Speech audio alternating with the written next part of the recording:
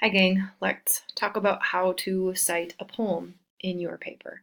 Much of what you do for poetry is exactly the same as all of the other citations that you've done with just a couple differences. So I'm going to start by talking about review and then point out the couple differences.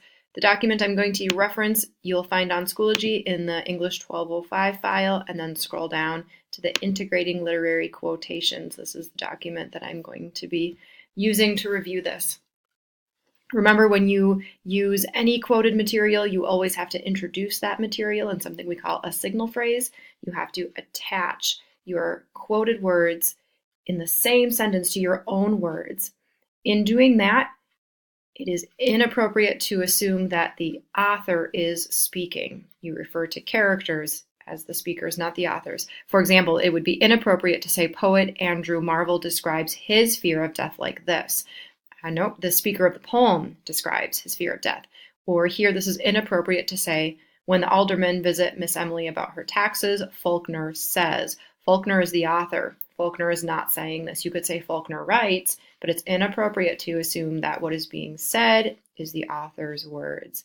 Oftentimes, when you are citing literature, your signal phrase is going to place the direct quote within the context of the story or the poem. For example, here is one that cites the poem to his coy mistress. We read that together. Addressing his beloved in an attempt to win her sexual favors, the speaker of the poem argues that death gives them no time to waste, and then go into the direct quote that illustrates that point. Another example, the poem to his coy mistress says as much about fleeting time and death as it does about sexual passion. Its most powerful lines may well be, but at my back. And then you go into your direct quote. Another example, the ladies in Miss Emily's community all believe Miss Emily would never think seriously of a northerner, a day laborer. Anytime you copy words out of a text, attach it to a signal phrase, your own words that help to place those words in the text. You cannot simply drop a quotation without a signal phrase. Same is true for poetry. Introduce your citation with a signal phrase. With poetry, we also have to avoid shifts in tense as much as we can. However, if changing the tense of the verb is going to break a rhyme pattern or a meter pattern, please don't change it.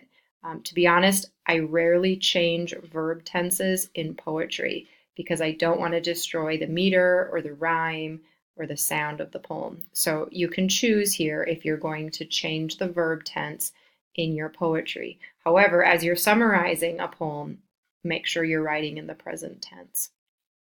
All right, I'm going to keep scrolling down, formatting literary quotations. It first starts with short stories or novels. Underneath that, you'll see the section for poetry.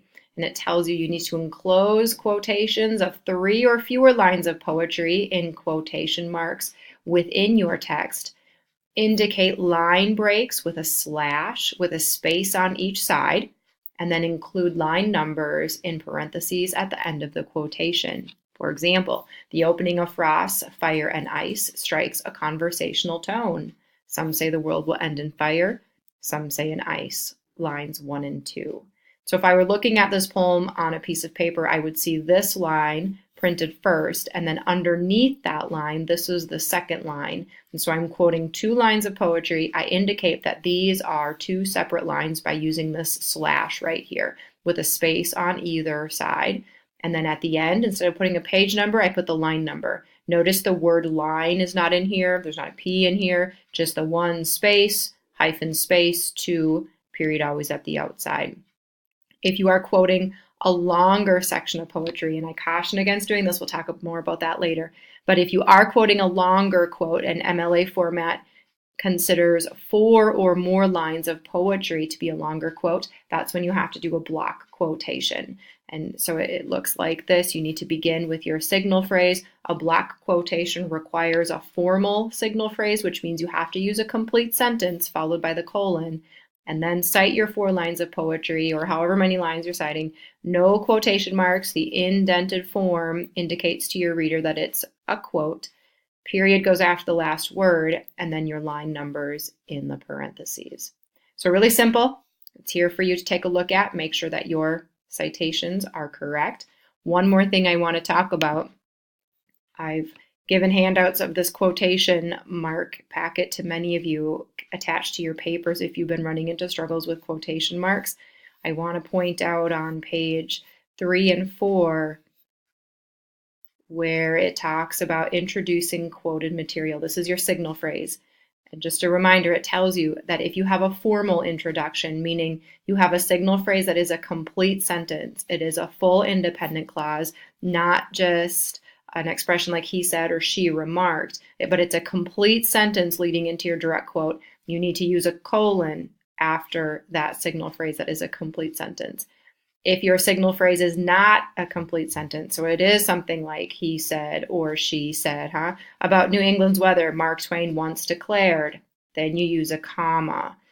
Whether that signal phrase is at the beginning of your direct quote or in this example is after your direct quote, you're going to use a comma if your signal phrase is not a complete sentence. There are some times when you don't need any punctuation, especially if you have something like a signal phrase that ends with the word that, you often don't need a comma. But in most cases, you're going to use a comma. Unless it's a complete sentence, then you're going to use a colon. Alrighty.